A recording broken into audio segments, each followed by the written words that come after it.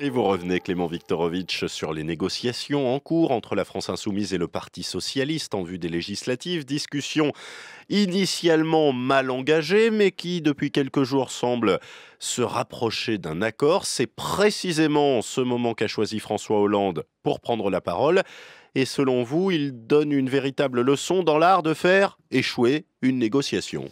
L'ancien président de la République n'accepte manifestement pas l'idée que son parti puisse signer un accord électoral sous la bannière de l'Union populaire. Et en effet, il a décidé de le faire savoir ce matin sur France Info. Il s'est explicitement opposé à ces discussions qui équivaudraient, selon lui, à une disparition du Parti socialiste. Quant aux raisons de son refus, elles sont explicites. S'il n'y a pas une renaissance des partis politiques qui représentaient jusqu'à présent l'essentiel de l'échiquier politique, eh bien, en 2027, vous aurez toujours Marine Le Pen et Jean-Luc Mélenchon candidat, et un candidat du bloc central qui dira, vous voyez, on ne peut prendre ni l'un ni l'autre, donc vous n'avez pas le choix.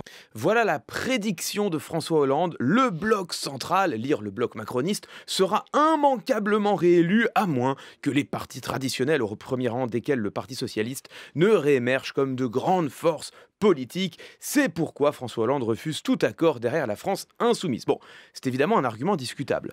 En vertu de quoi l'Union populaire, ou d'ailleurs le Rassemblement national, ne serait-il pas en mesure de gagner une élection?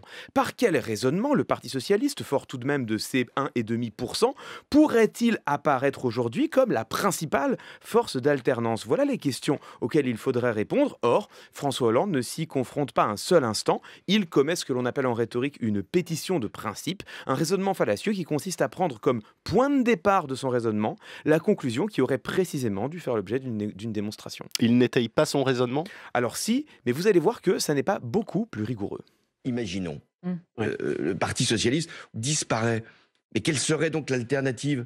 À gauche, ça serait de prendre la gauche radicale avec un programme dont on sait parfaitement qu'il n'est pas crédible. Ça veut dire que le prochain gouvernement serait dans l'idée de faire une retraite à 60 ans. Tout le monde sait que c'est impossible financièrement. Ça voudrait dire aussi qu'on mettrait la sixième République quand chacun sait que même si on a une majorité à l'Assemblée nationale, il n'est pas possible de changer la Constitution. Alors ici, il y a des mots importants et on ne les voit pas forcément passer. Changer la Constitution pour faire la sixième République, chacun sait que c'est impossible. La retraite à 60 ans, tout le monde sait que c'est inenvisageable. Le programme de la France insoumise, on sait parfaitement qu'il n'est pas crédible. On sait, chacun sait, tout le monde sait, ce sont des mots qui ont un sens. Ces locutions introduisent un type d'argument bien particulier, des appels au bon sens. Chacune de ces phrases serait tellement évidente qu'elle n'aurait même pas besoin d'être argumentée, ce qui est bien sûr totalement fallacieux. On peut être opposé aux propositions avancées par Jean-Luc Mélenchon, on peut penser qu'elles ne sont pas pertinentes,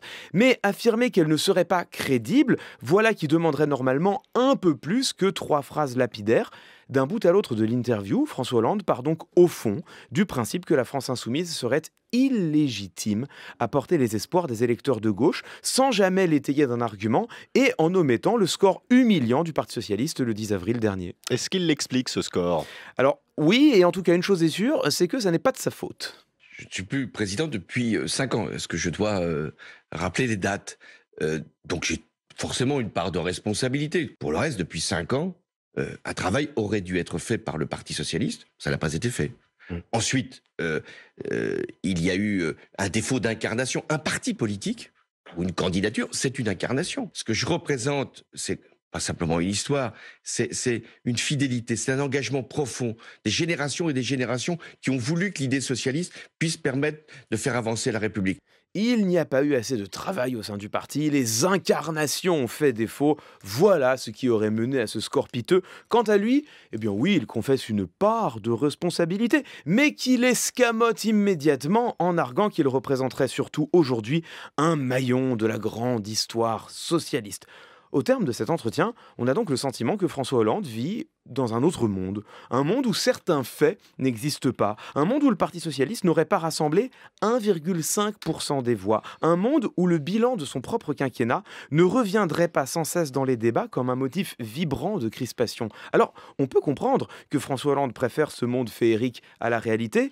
Il n'empêche que c'est dans la réalité qu'a lieu en ce moment la négociation d'une union. Le Hollande serait-il l'autre pays du mirage? C'est votre question entre les lignes ce soir avec Clément Viktorovitch.